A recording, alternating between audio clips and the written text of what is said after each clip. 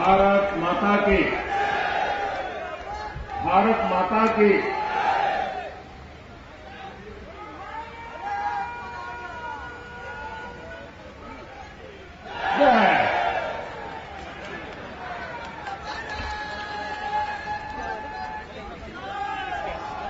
मंच पर विराजमान छत्तीसगढ़ के प्राणवान, तेजस्वी, लोकप्रिय मुख्यमंत्री डॉक्टर रमन सिंह जी, मंच पर विराजमान मंत्री परिषद के अन्य साथी, सांसद महोदय, सभी विधायक श्री, जिला परिषद के सभी महानुभाव, छत्तीसगढ़ प्रशासन के सभी अधिकारी और इस चमचमाती धूप में इतनी विशाल संख्या में पधारे हुए मेरे प्यारे भाइयों और बहनों,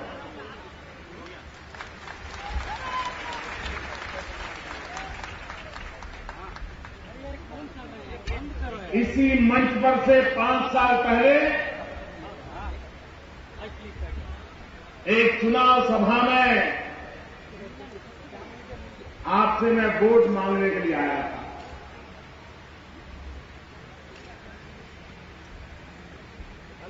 और छत्तीसगढ़ के भविष्य के लिए दोबारा सरकार बनाने के लिए हमें मौका दीजिए, ये प्रार्थना मैंने राजनांदगांव के लोगों से की थी। और मित्रों, मुझे आज गर्व है कि हिंदुस्तान में एक ऐसी सरकार है, हिंदुस्तान में एक ऐसे मुख्यमंत्री है जो अपने 5 साल के काम का हिसाब गांव-गांव जाकर के जनता को दे रहे हैं।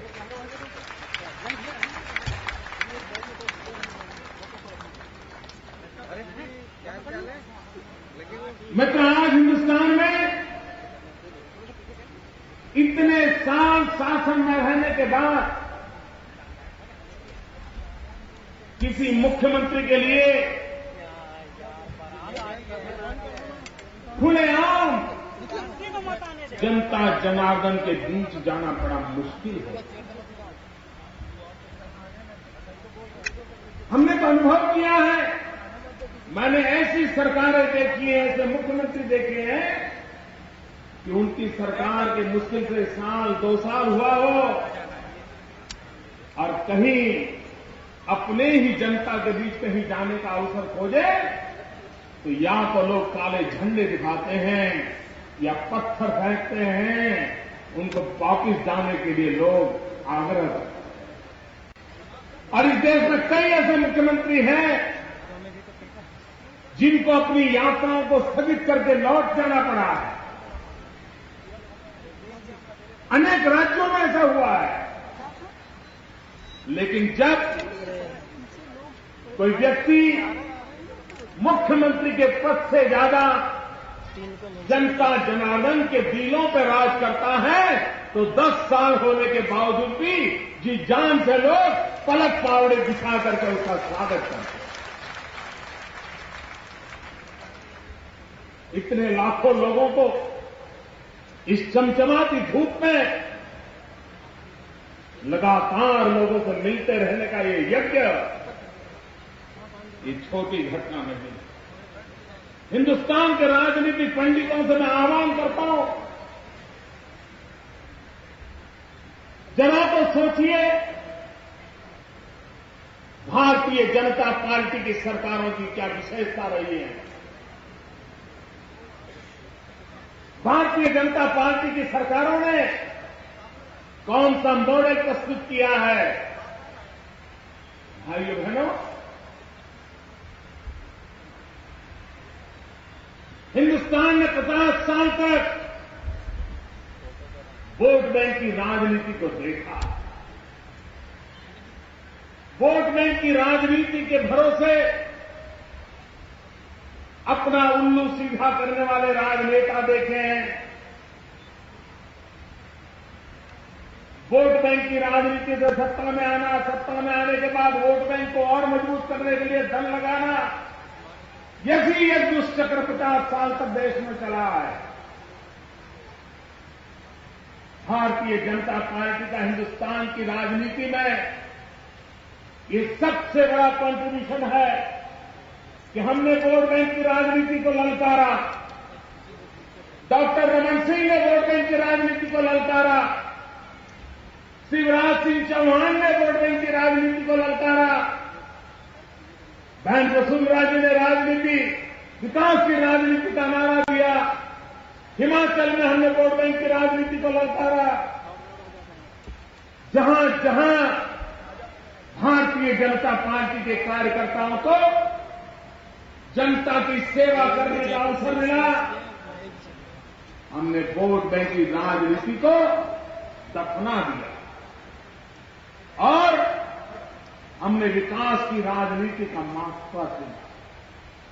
मैं तो विकास की राजनीति का रास्ता सरल नहीं होता, बहुत परिश्रम करना पड़ता है। सैकड़ों काम करने के बावजूद भी कुछ काम अधूरे रह जाते हैं। लोगों को ईमानदारी से शिकायत करने का कारण भी रहता है, लेकिन विकास की राजनीति के कारण आज भले कुछ मिला हो या न मिला हो सकता है अस्पताल बनाने की इच्छा हुई हो 4 साल पहले, 2 साल देर से बना हो, रास्ता 100 किलोमीटर बनाना हो, 60 किलोमीटर तक पहुंचे हो, अभी शायद 40 किलोमीटर बाकी भी हो सकता है। 2000 स्कूल बनाने का फैसला किया हो, 1800 तक पहुंचे हो, 200 बाकी भी रह गए हो। उसके लिए सवाल खड़े हो सकते हैं, लेकिन जब विकास की राजनीति का रास्ता अपनाते हैं तो सामान्य मानवीय के मन में एक विश्वास पैदा होता है कि भैया भरोसा करो, वहां तक तो आया है, कल हमारे यहां भी पहुंच देखो। आज हिंदुस्तान में जो सबसे बड़ा संकट है वो संकट है भरोसे का। कौन किस पे भरोसा करे।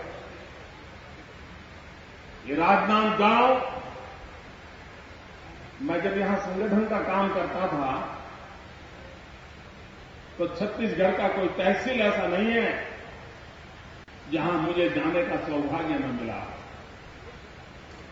और तब छत्तीसगढ़ अलग नहीं बना था, तब भी मैं यहां के एक एक तहसील तक जाने का मुझे सौभाग्य मिला था।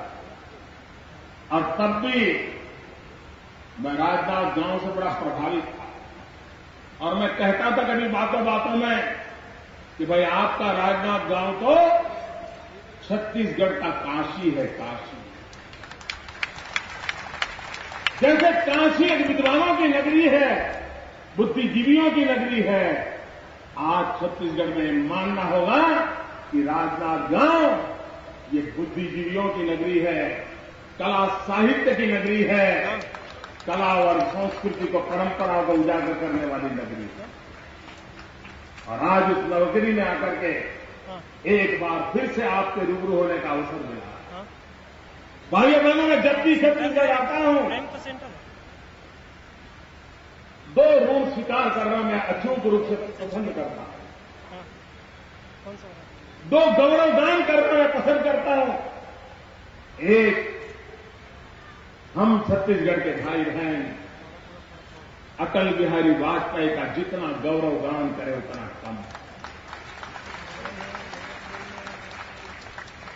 हिंदुस्तान में राज्यों को बनाने के लिए गोलियां चली हैं, लाठियां चली हैं, निर्दोषों को मौत के घाट उतार दिया गया है, लेकिन ये अटल बिहारी वाजपेयी जी की बदौलत है कि यहां पर कोई लाठी तक नहीं चली और छत्तीसगढ़ का निर्माण होगा। अटल बिहारी वाजपेयी जी ने छत्तीसगढ़ दिया और उसके कारण आज विकास का गढ़ बनता जा रहा है छत्तीसगढ़। और जब जब विकास की नई ऊंचाइयों को पाएंगे, वाजपेयी जी हरा बार हमें याद आते आएंगे, उनका ये निर्णय हमें याद आता रहेगा। और इसलिए मैं आज छत्तीसगढ़ की धरती पर श्रद्धेय अटल बिहारी वाजपेयी का स्मरण करना, गौरव करना, ये अपने आप का एक सौभाग्य मानता हूं। मैं दूसरा सौभाग्य ये मानता हूं, और वो मेरा सौभाग्य, मेरा गौरवगान है छत्तीसगढ़ की जनता के लिए। भाइयों बहनों, जब मध्य प्रदेश और छत्तीसगढ़ अलग हुए, दोनों तरफ कांग्रेस की हुकूमत थी, और जो पहली सरकार बनी, लोग आशा करते थे कि नई सरकार बनकर के पता नहीं कुछ समय में छत्तीसगढ़ का कैसा बढ़िया रंग रूप हो जाएगा। लेकिन 3 साल उनको अवसर मिला, उन्होंने छत्तीसगढ़ को इतना तबाह कर दिया, इतना तबाह कर दिया, सारे सपने चूर चूर हो गए। मैं यहां प्रभारी था, तब मेरा आवाज मेरे मन से उठती थी, कहीं ऐसा तो नहीं होगा कि अटल जी ने इतने बड़े आनंद उत्सव के साथ, बड़े आशा अरमानों के साथ छत्तीसगढ़ बनाया, और ऐसे लोगों के हाथ में छत्तीसगढ़ जा पड़ा है, सारे सपने चूर चूर हो जाएंगे, तो शायद हिंदुस्तान में कोई नए छोटे राज्य की हिम्मत नहीं करेगा। मुझे डर लगता है। लेकिन मैं बधाई देता हूं छत्तीसगढ़ की जनता को, मैं गौरव करता हूं छत्तीसगढ़ की जनता को कि उन्होंने 2003 में आते आते परिस्थितियों को भली भांति भांप लिया, संकट को समझ लिया। हम तो छोटे लोग थे, शासन का हमारा रुतबा नहीं था, उसके बाद भी छत्तीसगढ़ की जनता ने कांग्रेस पार्टी को अलविदा की, भारतीय जनता पार्टी को गले लगाया, और आज मैं 10 साल होते जा रहे तब कह सकता हूं कि आपका निर्णय सही था, ये आप भी गौरव के साथ कहते होंगे। छत्तीसगढ़ की जनता को मैं एक और बात के लिए बधाई देना चाहता हूं। आपने राजनीतिक स्थिरता की ताकत क्या होती है, इसको भली भांति जाना है, समझा है। आप भली भांति जानते हैं कि अगर पॉलिटिकल स्टेबिलिटी है तो पॉलिसी में स्टेबिलिटी आती है, विकास की गति सही दिशा में सही रिधम के साथ चलती है। आपने दोबारा रमन सिंह जी को, भारतीय जनता पार्टी को विजयी दिलाई, उसके कारण विकास करने का, सेवा करने का, गरीबों का भला करने का, आदिवासियों का कल्याण करने का हमारा उमंग, रमन सिंह का उमंग, भारतीय जनता पार्टी की सरकार का उमंग सैकड़ों गुना बढ़ गया। और उसका नतीजा है कि पहले 5 साल जो काम हुआ, दूसरे 5 साल में उससे सैकड़ों गुना ज्यादा अच्छा काम हुआ। अगर पहली टर्म से दूसरी टर्म शानदार रही, मुझे विश्वास है तीसरी टर्म तो पूरे हिंदुस्तान के अंदर शानदार रहेगी, ये मेरा विश्वास है। मित्रों, मैं नहीं जानता हूं छत्तीसगढ़ में अखबारों में क्या खबरें आती हैं, मुझे वो अखबार पढ़ने को मिलते नहीं है, लेकिन देश के अन्य भागों में जब भी छत्तीसगढ़ की कोई बात आती है, उसका एनालिसिस आता है।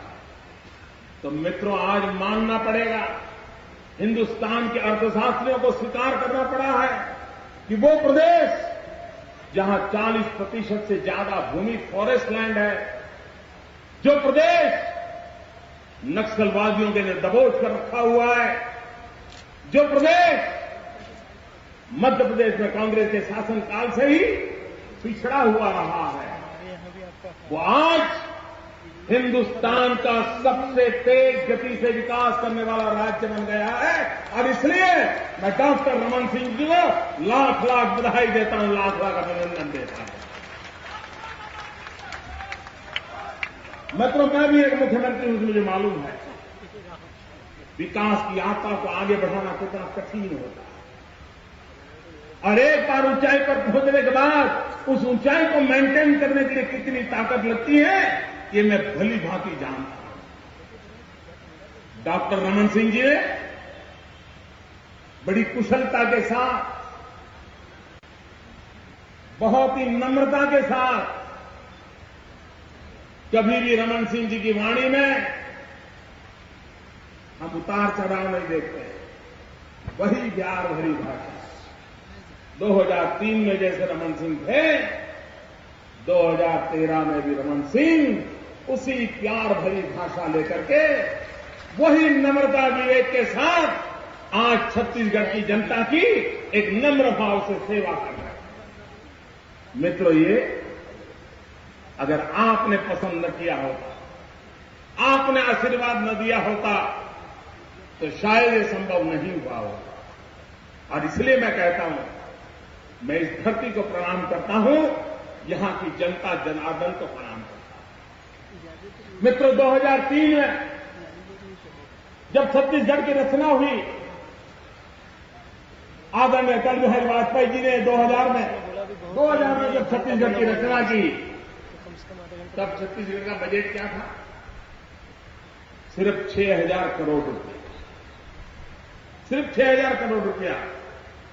और भाइयों बहनों, बजट बड़ा होना कितना कठिन काम होता है, वो एक मुख्यमंत्री के नाते मैं भली भांति जानता हूं। आज मैं अभिनंदन करता हूं भारतीय जनता पार्टी की सरकार को, उनके सभी विधायकों का, सभी मंत्रियों का, मुख्यमंत्री का, यहां के प्रशासन का, सभी प्रशासनिक अधिकारियों का भी अभिनंदन करता हूं कि 6,000 करोड़ से यात्रा प्रारंभ की थी, इतने कम समय में आज करीब करीब 49,000 करोड़ तक पहुंचा है मामला।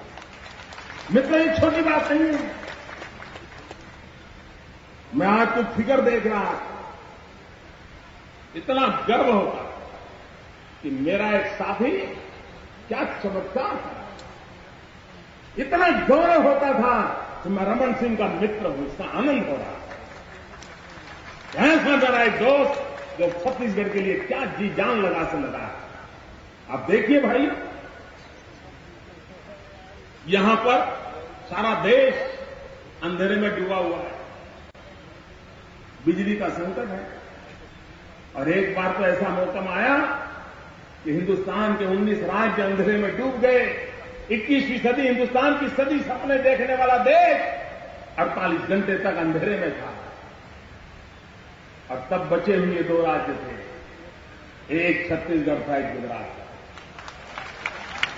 गर्व होता है मुझे, जब देश अंधेरे में डूब गया था,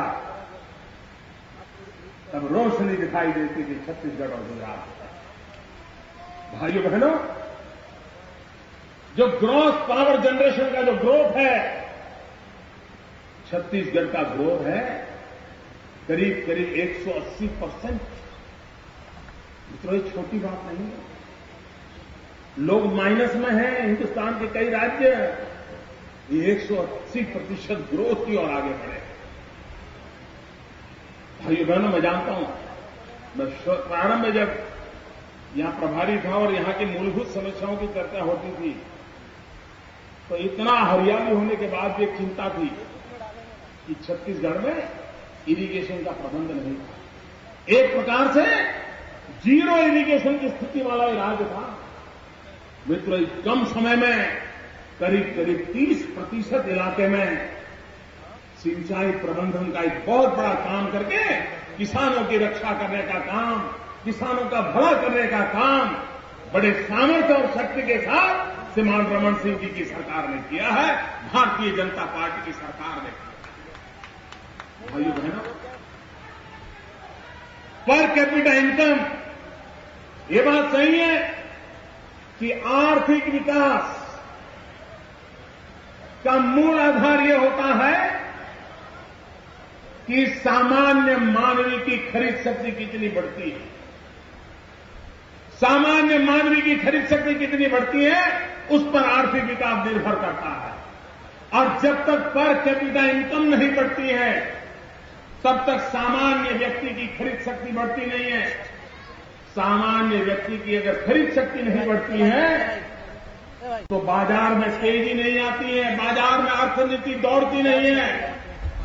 आज भाइयों बहनों, मैं छत्तीसगढ़ भारतीय जनता पार्टी के नेतृत्व को बधाई देता हूं, डॉक्टर रमन सिंह जी की सरकार को बधाई देता हूं कि उन्होंने पर कैपिटा इनकम में करीब 150% इंक्रीज किया। 150% वृद्धि। मित्रों, ये छोटी बातें नहीं है। और कांग्रेस के मित्रों के समझ नहीं आए। उनको तो अच्छा हुआ तो उनका, बुरा हुआ तो पराया, यही कहते रहते हैं। और दिल्ली की सरकार कितनी भयंकर भ्रष्टाचार में डूबी है। इतने लोग जेल जा रहे हैं लेकिन वो सुधरने को तैयार नहीं है। भाइयों बहनों, जो सुधरने को तैयार नहीं है उसको जनता स्वीकारने को भी तैयार नहीं। ये भी जनता का फैसला। और कांग्रेस के लोग कितने बेशर्म हैं, उनको कोई शर्म ही नहीं होती। वे खुद भ्रष्टाचार का गौरवगान करते हैं। मैं आज यहां हवाई अड्डे पर उतरा तो मुझे किसी ने खबर दी कि कांग्रेस के एक नेता ने खुलेआम भ्रष्टाचार का स्वीकार कर लिया। मैंने कहा कैसे कर लिया? तो बोला उन्होंने खुलेआम आकर के कह दिया कि हम पैजामा देते हैं लेकिन नाड़ा निकाल देते हैं। अब देखिए साहब, नाड़े की चोरी कर लेते हैं जो लोग, वो क्या छोड़ते होंगे भैया, क्या छोड़ते होंगे? पैजामे का नाड़ा तक चोरी कर लेते हैं जी। ये लोग देश का भला अब मैं जितना चलेगा उसके बाद अभी चला रहा हूँ। मित्रों, बैटरी सेव करने हीरे जवाहरात की चोरी तो सुनी है, पैसों की चोरी सुनी है, गहनों की चोरी सुनी है। क्या कभी देश ने कोयले की चोरी होगी ये सुना था? डॉक्टर मनमोहन सिंह जी की सरकार कोयले की चोरी में जेल जा रही है। मित्रों, जेल के दरवाजे में इंतजार करके बैठे हैं। अब विचार कीजिए। और मुझे तो लगता है भारत सरकार की बैंकों को आने वाले दिनों में एक घोषणा करनी पड़ेगी। बैंकों को घोषणा करनी पड़ेगी कि हमारी बैंक में कोयला रखने के लिए लॉकर अवेलेबल है। ये करना पड़ेगा। अब कोयले की भी चोरी हो जाए तो भाइयों बहनों क्या बचेगा? भाइयों बहनों, इतनी बड़ी चोरी करने वाले लोग जो देश को लूट रहे हैं, क्या छत्तीसगढ़ को लूटने देना है? अरे पूरी ताकत से बोलो, क्या आप छत्तीसगढ़ में लूट होने देना चाहते हो? क्या आप छत्तीसगढ़ में फिर से वोट बैंक की राजनीति आने देना चाहते हो? क्या आप छत्तीसगढ़ को बर्बाद होने देना चाहते हो? क्या आप छत्तीसगढ़ को ऐसे लोगों के हाथ में देना चाहते हो जो छत्तीसगढ़ को बर्बाद करें? भाइयों बहनों, आज समय की मांग है दोस्तों। हिंदुस्तान के किसी कोने में, किसी राज्य में कांग्रेस पार्टी को इस देश को लूटने का अवसर नहीं देना चाहिए। विकास की यात्रा के रास्ते पर देश के कुछ राज्य चल पड़े हैं, वो विकास के रास्ते से भटक न जाए, एक चौकीदार के नाते और नागरिकों का कर्तव्य है। भाइयों बहनों, कांग्रेस के लोग कई वर्षों से नारे बोलने में बड़े माहिर हैं और हिसाब देते नहीं। कांग्रेस पार्टी ने 40 साल पहले गरीबी हटाओ का नारा दिया था। जरा बोलो तो। कांग्रेस ने 40 साल पहले गरीबी हटाओ का नारा दिया था। 40 साल हो गए, गरीबी हटी? क्या इन पे भरोसा करना चाहिए? अरे जरा दम से बोलो, करना चाहिए? क्या इन पे भरोसा करना चाहिए? भी चुनाव में उन्होंने पिछले 2009 में कहा था, लोकसभा के चुनाव में कहा था कि अगर हम शासन में आएंगे 100 दिन में महंगाई कम करेंगे। कहा था 100 दिन में महंगाई कम करने का वादा किया था। क्या वो उतना हिसाब दे रहे हैं? उन्होंने महंगाई कम की, ऊपर से महंगाई बढ़ाई और फिर भी जनता को जाके हिसाब दे रहे हैं। मित्रों, ये कितने जनता के प्रति विमुख लोग, वो अपनी जवाबदेही नहीं मानते कि जनता को वादा किया था, कम से कम जाके हिसाब तो दो। अरे मेरे कांग्रेस के मित्रों, अरे कुछ नहीं सीखे तो कम से कम डॉक्टर रमन सिंह से इतना तो सीखो कि जनता को जाकर के हिसाब देना चाहिए, इतना तो सीखो। और मैं कांग्रेस के मित्रों से, रमन सिंह जी और से आज चैलेंज करना चाहता हूं और पूरे विश्वास के साथ कहता हूं, क्योंकि मैं रमन सिंह जी के हर बात से परिचित हूं, उनके काम से परिचित हूं और उनके ओर से मैं आज आह्वान करता हूं। आइए छत्तीसगढ़ की धरती पर डॉक्टर मनमोहन सिंह जी आप आइए, एक मंच पर डॉक्टर मनमोहन सिंह जी आप खड़े हो जाइए, दूसरे मंच पर रमन सिंह जी खड़े हो जाए।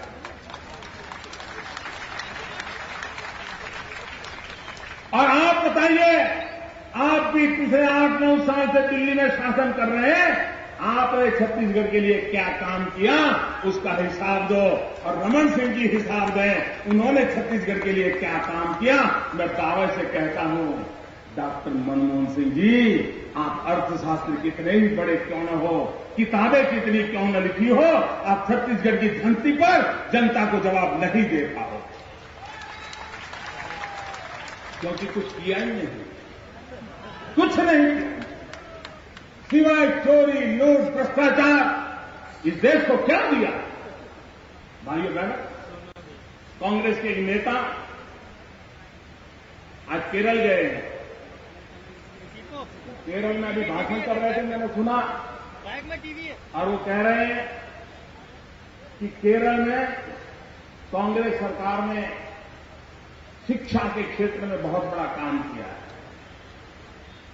मैं कांग्रेस के नेताओं से पूछना चाहता हूं, केरल में जाकर के शिक्षा के क्षेत्र के काम का क्रेडिट लेने के लिए तो चल पड़े हो, लेकिन आप तो 50 साल तक हिंदुस्तान पर राज किया है, देश अनपढ़ क्यों है? जरा जवाब दो।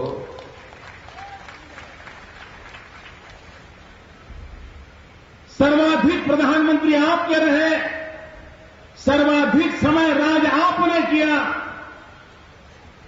और इसलिए केरल में शिक्षा की सफलता की क्रेडिट आप नहीं ले सकते। और अगर ईमानदारी नाम की कोई चीज है तो केरल में जो शिक्षा का आंदोलन चला, जन जन को शिक्षित करने के लिए जो अभियान चला, उसके लिए अगर किसी को यश जाता है, क्रेडिट जाती है, तो शिवगिरी मठ के नारायण गुरु को जाती है, जिन्होंने अपनी पूरी जिंदगी गरीबों को, पीड़ितों को, शोषितों को शिक्षा के लिए बल दिया। ये उन्हीं का प्रयास था कि आज से 40 साल पहले केरल को शिक्षा में नई ऊंचाइयों पर ले गए थे। आज केरल में कुछ दम है तो शिवगिरी मठ जैसे, नारायण गुरु जैसे तपस्वी लोगों की समाज की साधना के कारण है। मेहरबानी करके केरल की धरती पर जाकर के कांग्रेस की अच्छाइयां दिखाने के लिए मेहरबानी करके नारायण गुरु जैसे महापुरुषों का अपमान मत करो। 100 साल तक शिवगिरी मठ ने जो सेवा का काम किया है, उसको कम दिखाने की कोशिश मत करो। और कांग्रेस के मित्र, अगर आपको इतना नशा चढ़ गया है तो आप मान के चलिए, वो केरल की जनता भी आपको उखाड़ करके फेंक देने वाली है, आप बचने वाले नहीं हैं।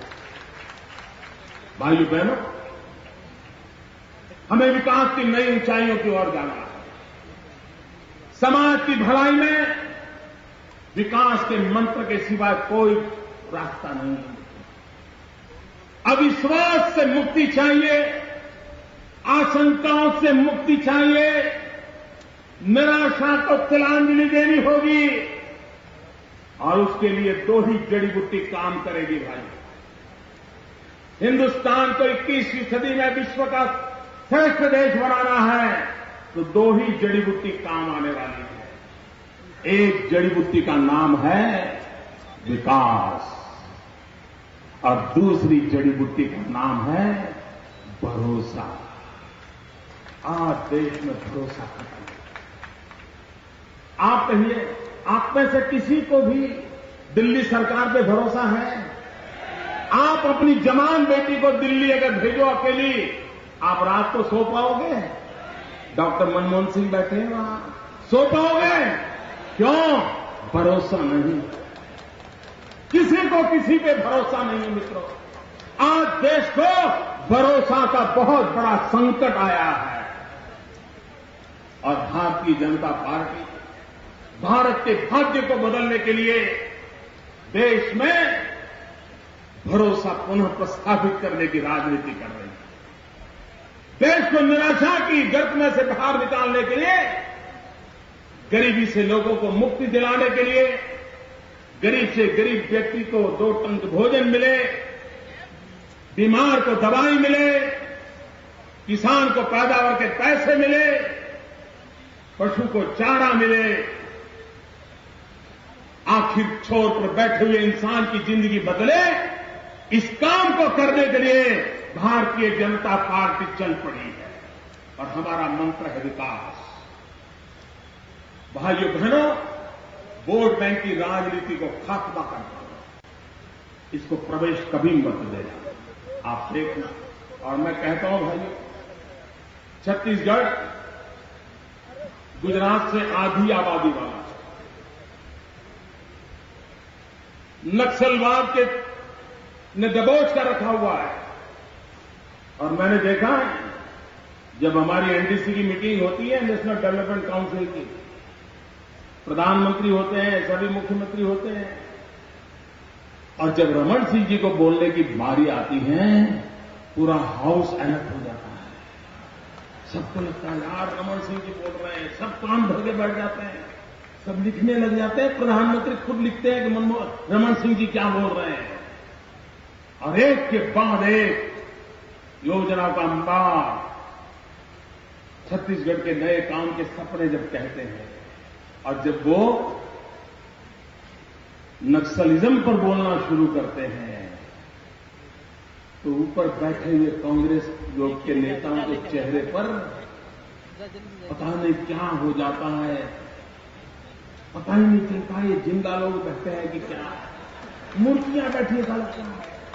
और इसलिए उन्होंने क्या चालाकी की, पिछले 2-3 साल से वो रमन सिंह जी को प्रार्थना करते कि रमन सिंह जी बाकी सब बताइए, लेकिन नक्सलिज्म की जो समस्या है उसको इतने बड़े फोरम में मत रखिए, अपन ऐसा करेंगे, नक्सल प्रभावित राज्यों की मीटिंग अलग करेंगे, वो बात आप वहां बता देना। इतने डरते हैं रमन सिंह जी से, इतने डरते वाले ये दिल्ली के लोग रमन सिंह जी को देखते ही कांप जाते हैं। और ये दम होना चाहिए मुख्यमंत्री में कि दिल्ली की सल्तनत भी उनके सामने आंख में आंख मिलाकर के देख नहीं पा रही। और यही ताकत है वो आज छत्तीसगढ़ को खींच करके आगे ले जा रहे हैं। और जिस प्रकार से रमन सिंह जी आगे बढ़ा रहे हैं, जिस प्रकार से यहां प्राकृतिक संसाधनों की भरमार है, जिस प्रकार से उनकी संकल्प शक्ति है, और जब छत्तीसगढ़ आने वाले दिनों में एक ऊर्जावान उम्र की अवस्था में प्रवेश कर रहा है, टीनेज में एंट्री हो रही है, रमन सिंह जी कह रहे हैं 13 से 18 साल की उम्र का कालखंड सामने आ रहा है। अनेक सपने होंगे, अनेक उमंग होंगे, कुछ न कुछ नया करने का इरादा होगा छत्तीसगढ़ में। और आने वाले 5 साल भी अगर रमन सिंह जी के हाथ लग गए, मित्रों मुझे विश्वास है 5 साल के बाद रमन सिंह का छत्तीसगढ़ गुजरात से भी आगे निकल जाएगा, गुजरात से भी आगे। और मुझे गर्व होगा, हिंदुस्तान का कोई भी राज्य गुजरात से आगे निकले हर राज्य आगे निकले, हर राज्यों के बीच आगे निकलने की स्पर्धा हो, यही माहौल तो हम बनाना चाहते हैं। हम विकास की स्पर्धा चाहते हैं। हम विकास के लिए हर राजनीतिक दलों को विकास के काम के लिए आने के लिए मजबूर करना चाहते हैं। देश के अंदर एक ही मंत्र हम सेट करना चाहते हैं, विकास, विकास, विकास। सब समस्याओं का समाधान है विकास। हर सपनों को साकार करने का रास्ता है विकास। हर कमियों से मुक्ति का रास्ता है विकास। हर आशा आकांक्षाओं की पूर्ति का रास्ता है विकास। और इसलिए भाइयों बहनों, आज जब डॉक्टर रमन सिंह जी अपने काम का हिसाब भी दे रहे हैं और साथ साथ भव्य छत्तीसगढ़ की नींव भी डालते चले जा रहे हैं, मुझे खुशी हुई। एक साथ 225 करोड़ रुपयों के कामों का शिलान्यास। मित्रों, मैं अभिनंदन देता हूं, बहुत मन से अभिनंदन देता हूं। और मैं देख रहा था गांव के छोटे छोटे कामों की ओर भी उन्होंने ध्यान दिया, छोटी छोटी आवश्यकताओं की पूर्ति का प्रयास किया। इतनी बारीकी से राज्य के आम आदमी के विकास के लिए चिंता करने वाला काम आज भारतीय जनता पार्टी ने किया है। और मित्रों, एक बात माननी पड़ेगी, आज हिंदुस्तान में अभी अभी पिछले अप्रैल महीने में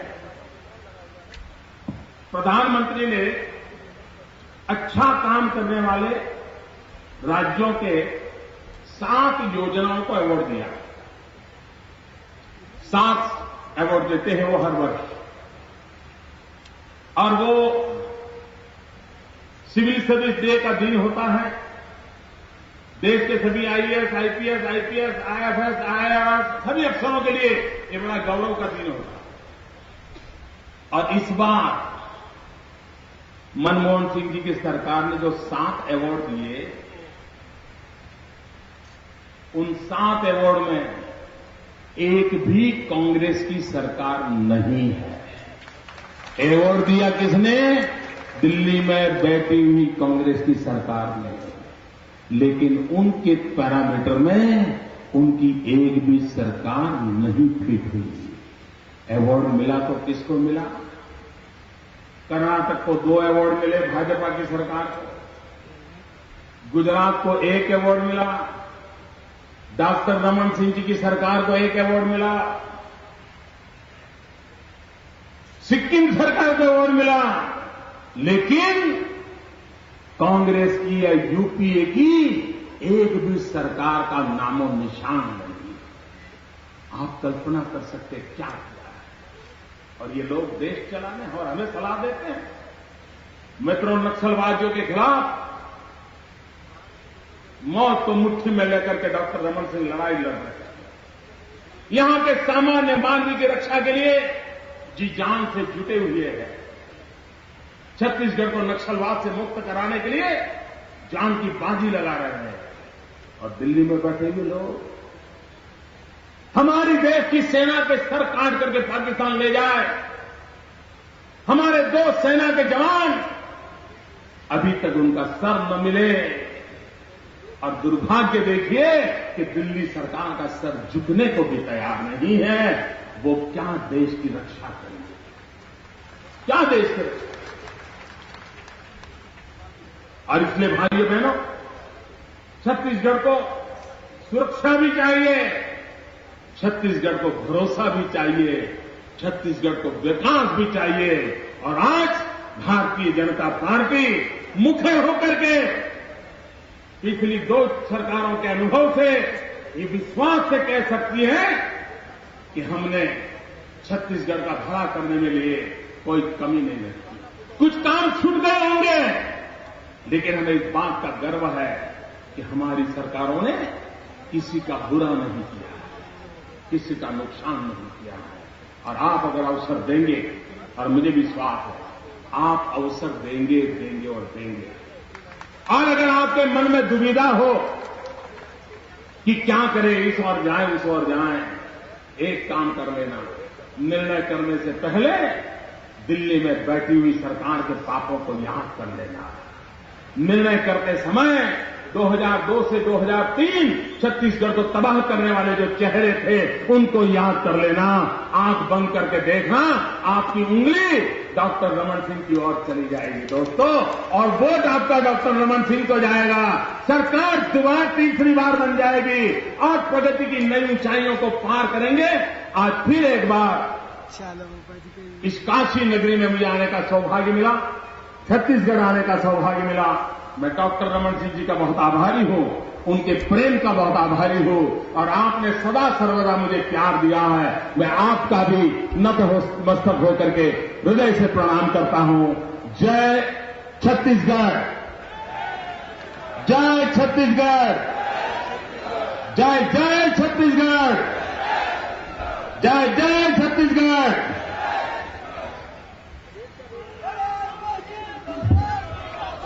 बहुत बहुत धन्यवाद माननीय श्री नरेंद्र मोदी जी। आपके उद्बोधन के लिए आपके प्रति हार्दिक कृतज्ञता ज्ञापित करते हैं। छत्तीसगढ़ की राजनांदगांव जिले की भूमि पर पधारने के लिए आपको कोटिशः साधुवाद देते हैं। आभार प्रदर्शन के लिए डॉक्टर प्रियंका शुक्ला सीईओ जिला पंचायत को आमंत्रित कर रही हूं।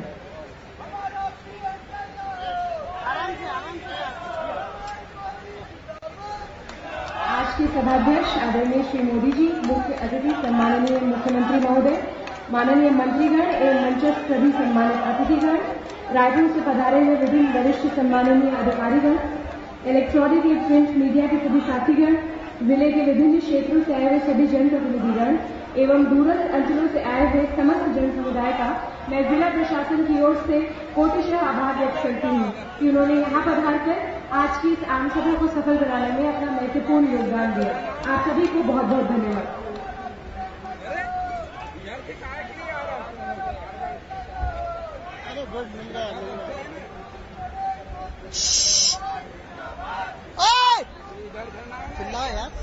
सर जाए अरे कौन कोई चीज के नाम लो, कौन है वो? उधर फोटोग्राफर है। यार